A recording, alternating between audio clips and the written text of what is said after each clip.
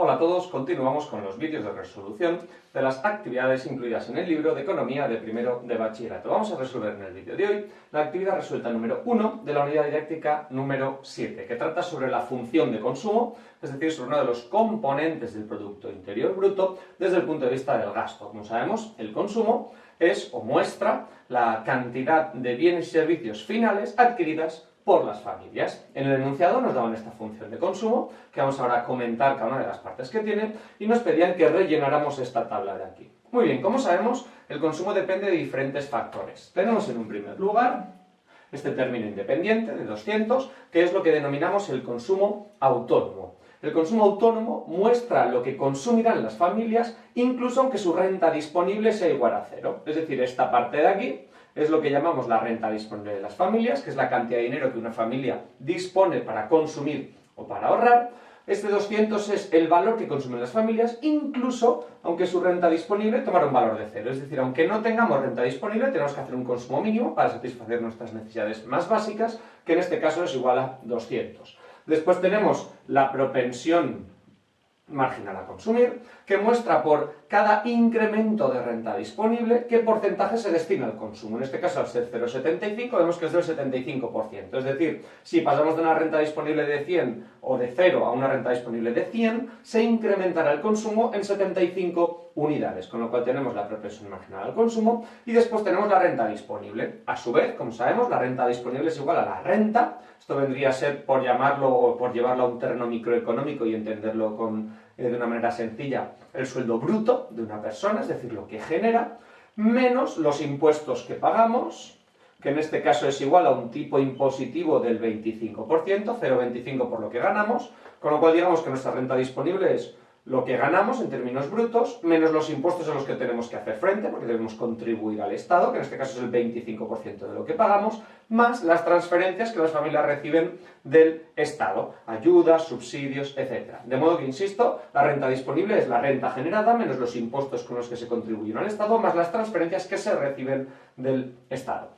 En la tabla nos dan una serie de valores para la renta de 0, 500, 1000, 1500 y 2000 y teníamos que calcular para cada uno de estos valores de la renta o producción, que sabemos que son dos términos sinónimos y a estas alturas, el valor que tomará el consumo autónomo, la renta disponible y el consumo. Muy bien, el consumo autónomo es muy fácil de rellenar, dado que como es autónomo, fijo, independiente de la renta y de la renta disponible, será constante igual a 200. Es decir, da igual que la renta general sea de 0 que de 2000, hay un consumo autónomo fijo de 200 unidades monetarias. A continuación, para la renta disponible, lo que tenemos que hacer es sustituir en la ecuación o en la fórmula de la renta disponible, que es la parte que tenemos dentro del paréntesis, el valor de la renta en cada caso. ¿De dónde sale, por ejemplo, estos 50? De sustituir 0 en esta expresión de aquí. Es decir, 0 menos 0,25 por 0 da 0, más 50 da 50. Es decir, incluso aunque no generemos nada de renta, tenemos una renta disponible de 50, que son las transferencias que recibimos del Estado. No generamos nada, no pagamos impuestos, recibimos 50 de transferencias. En ese caso, ¿a cuánto es igual el consumo? A 200, más la propensión marginal al consumo, 0,75 por la renta disponible, que es 50. Haciendo esta operación, llegamos a los 237,50. Hemos puesto en esta parte de aquí de la pizarra los cálculos que hemos hecho para la cuarta fila.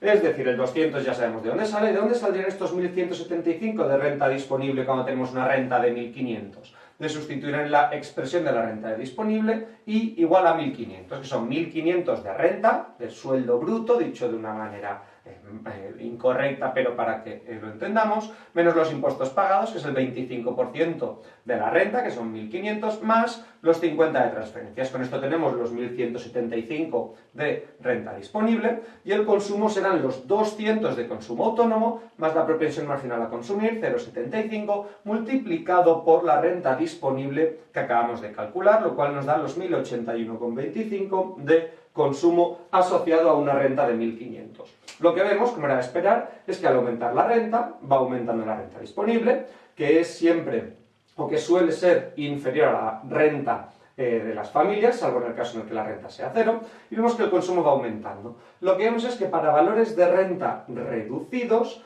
el consumo es reducido pero supera la renta disponible. Es decir, cuando la renta disponible de las familias es muy pequeña, el consumo de las familias es incluso superior a su renta disponible, lo cual significa que están recurriendo al endeudamiento. Es decir, cuando consumimos más de la renta disponible que tenemos, estamos pidiendo prestado, nos estamos endeudando. Aquí vemos que justo las familias consumen toda su renta disponible y para rentas más altas vemos que sí existe un ahorro porque el nivel de consumo es inferior al nivel de renta disponible. Y con esto la resolución de la actividad número 1. Muchas gracias.